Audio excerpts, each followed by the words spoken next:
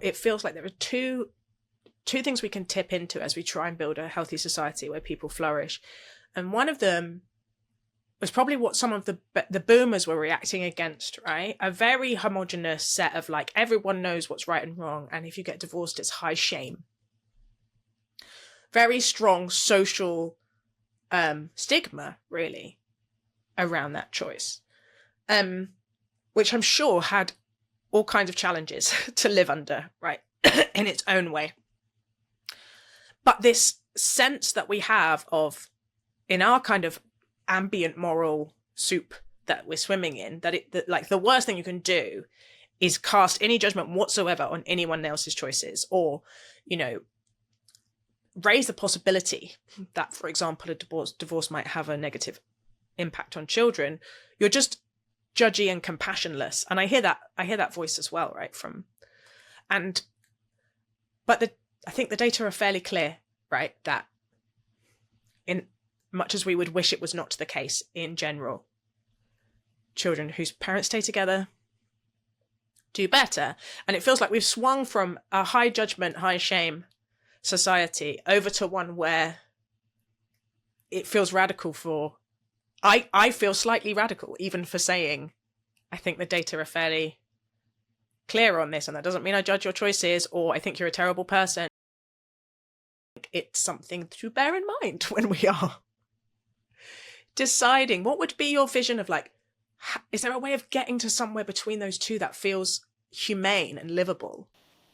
Yeah, it's definitely swung to the extreme. I mean, I've not had as much backlash for anything I've written than the last piece I did about divorce, and I really tried to position it from a perspective of my feeling, rather than, you know, I'm making a political statement here. It was definitely more of, this is just how I feel. Does anyone else feel this way? And it's still got a wave of, like, you know, you want How dare you? families to be forced to stay together. Yeah. And everyone goes straight to the extreme arguments of really kind of abusive marriages and, you know, things we would all agree at that stage would need to break up for the something better. So it's definitely a very charged conversation. But I think, unfortunately, what we've done with my generation is adults seem to have, in general, stepped back, and they don't want to judge, and they don't want to offer direction. They don't want to really talk about these issues. And it hasn't created... So if you think about the previous generation of parents, maybe they were too judgmental. Maybe the norms around marriage at one point were too harsh. But we've gone the other way now, and it hasn't produced a generation who are less anxious, more stable.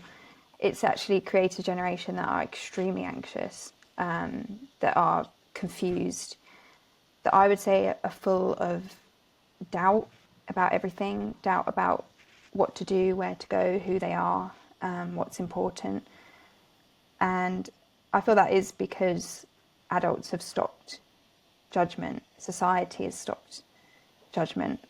And because when there's nobody to judge you, there's also nobody to guide you. There's nobody to ground you. There's nobody to get in your way, but there's also nobody to get you out of your own way and tell you where you're going wrong. And there's also nobody to understand when things go wrong. You know, a family breaking down is a tragic situation, but if everyone's being non-judgmental, no one's going to sit with you and talk through that and understand it. So I actually think we need a little bit more judgment.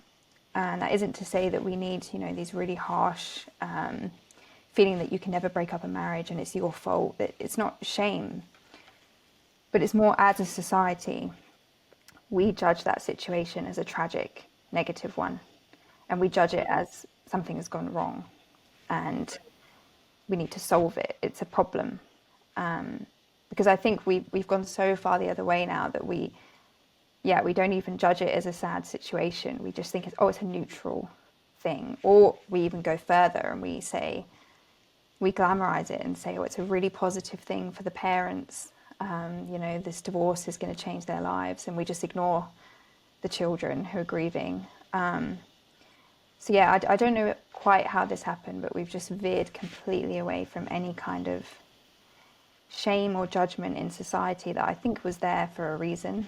And I think a big part of the reason was for children.